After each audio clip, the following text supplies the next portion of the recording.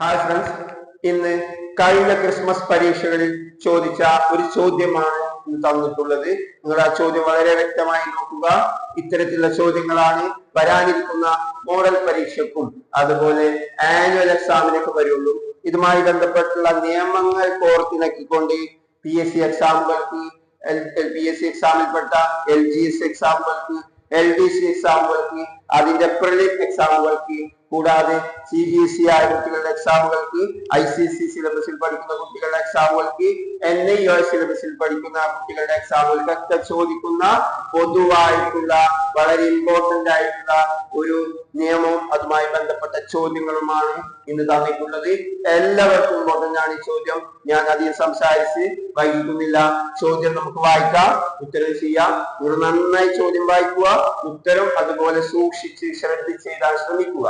ചോദ്യത്തിലേക്ക് കടക്കുമ്പോൾ ഇവിടെ in the figure side of triangle ABC touches the circle PQR, find angle BPQ, angle B, then last one two angles of triangle ABC. മൂന്ന് ചോദ്യങ്ങൾ ഇവിടെ തന്നിട്ടുള്ളത്. അതിൽ ആദ്യത്തെ ചോദ്യം നമുക്ക് നോക്കാം. ചോദ്യം ആംഗിൾ BPQ കാണാനാണ്. ആംഗിൾ BPQ കാണാൻ, അതായത് നമ്മള് ചാപ്റ്റർ പഠിക്കുമ്പോൾ പഠിച്ചിട്ടുണ്ട് കോണും ടാൻജന്റും അഥവാ ഞാനും തൊടുവരയും തമ്മിൽ ഉണ്ടാക്കുന്ന ഒരു നിയമം അല്ലെ. ഇവിടെ ഒരു തൊടുവരയും അഥവാ ഒരു ടാൻജന്റും ഒരു കോണും എന്ന് പറഞ്ഞു കഴിഞ്ഞാൽ ഞാനും തമ്മിലുണ്ടാക്കുന്ന ആംഗിൾ, ടാൻജന്റും കോണും തൊടുവരയും ഞാനും തമ്മിലുണ്ടാക്കിയ ആംഗിൾ, ഇവിടുത്തെ ആംഗിൾ ഇതിന്റെ ഓൾട്ടർനേറ്റീവ് സെഗ്മെന്റിലെ ആംഗിൾ ഈക്വൽ. ഓക്കെ, ഇവിടുത്തെ ആംഗിൾ ഇതിന്റെ ഓൾട്ടർനേറ്റീവ് സെഗ്മെന്റിലെ ആംഗിളിന് ഈക്വൽ ആയിരിക്കും. അങ്ങനെ ഒരു നിയമം നമ്മൾ ഈ ഭാഗത്ത് പഠിച്ചിട്ടുണ്ട്. അപ്പൊ അങ്ങനെ വരുമ്പോ ആംഗിൾ BPQ എന്തിന് ഈക്വൽ ആയിരിക്കും? ആംഗിൾ PRQ ഈക്വൽ ആയിരിക്കും. ആംഗിൾ PRQ എത്ര തന്നിട്ടുണ്ട്? 60. അപ്പൊ ആംഗിൾ DPQ എത്ര ഡിഗ്രി തന്നെ? 60 ഡിഗ്രി തന്നെ. അടുത്ത ചോദ്യം B ചോദ്യമാണ്. B ചോദ്യത്തിന്റെ ശ്രദ്ധിക്കാം. ചോദ്യം എന്തെന്ന് കണ്ടുപിടിക്കാനാണ്? B തന്നെ കണ്ടുപിടിക്കാനാണ്. അപ്പൊ ഈ B കണ്ടുപിടിക്കുന്നതിന് മുമ്പ് നമുക്ക് മറ്റു കോണുകൾ കണ്ടുപിടിക്കേണ്ടതുണ്ട്. അപ്പൊ നമുക്കത് വർക്കിംഗ് കോളത്തിൽ നമുക്ക് എഴുതി വെക്കാം. അപ്പോ ഇവിടെ 60യും ഇവിടെ 50യും ഉണ്ട്. സ്വാഭാവികമായിട്ടും നമുക്ക് ഈ Q കാണാൻ എളുപ്പമാണ്.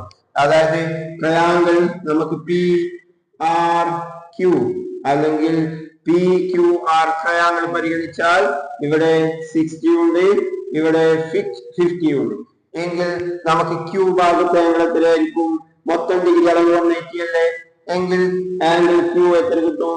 180 മൈനസ് ഇതിലും കൂടെ ആഡ് ചെയ്താൽ 110 ഈക്വൽ ടു ബാക്കി എത്ര കിട്ടും? 70 കിട്ടും. എവിടുത്തെ ആംഗിള്? ഇവിടുത്തെ ആംഗിൾ. ഉറപ്പല്ലേ? അപ്പൊ നമ്മൾ അത് കണ്ടുപിടിച്ചു കഴിഞ്ഞു. ഇനിയും ബിയിലേക്ക് പോവാൻ നമുക്ക് സമയമായിട്ടില്ല. ഇവിടുത്തെ P നമുക്ക് ഇവിടെ കിട്ടിക്കഴിഞ്ഞിട്ടുണ്ട്. അത് നമുക്ക് ഇവിടെ തന്നെ എഴുതി വെക്കാം. P എത്രയാണ്? ഇവിടെ 60 കിട്ടിയിട്ടുണ്ട്. ആ 60 നമ്മൾ ഇതാ ഇവിടെ എഴുതി വെച്ചിട്ടുണ്ട് 60. ഇനി നമുക്ക് ഇവിടുത്തെ ഒരു ആംഗിൾ കണ്ടാലാണ് നമുക്ക് ഇത് കാണാൻ പറ്റും. ഓക്കെ, ഇവിടുത്തെ ഒരു ആംഗിൾ കണ്ടാലാണ് നമുക്ക് B കാണാൻ പറ്റും. അപ്പൊ ഇവിടുത്തെ ആംഗിൾ ഒന്ന് ശ്രദ്ധിച്ച്, നിങ്ങൾ ഇവിടുത്തെ ഞാൻ വരച്ചുകൊണ്ടിരിക്കുന്ന ഭാഗത്തെ ആംഗിൾ ശ്രദ്ധിച്ച്. ഇതല്ലേ അതിന്റെ ടാൻജന്റ്, ഇതല്ല അതിന്റെ ടാൻജന്റ്, ഇതല്ല അതിന്റെ തൊടുവര, അതെ. ഇതല്ല അതിന്റെ കോഡ് അഥവാ ഇതല്ല അതിന്റെ ഞാന് അല്ലേ. ഈ കോഡ് ഇങ്ങനെ വരുന്നിടത്ത് ഒരു ആംഗിൾ ഉണ്ടായി, അതായത് ഓൾട്ടർനേറ്റീവ് സെഗ്മെന്റിലെ ആംഗിളിന് ഈക്വൽ ആയി.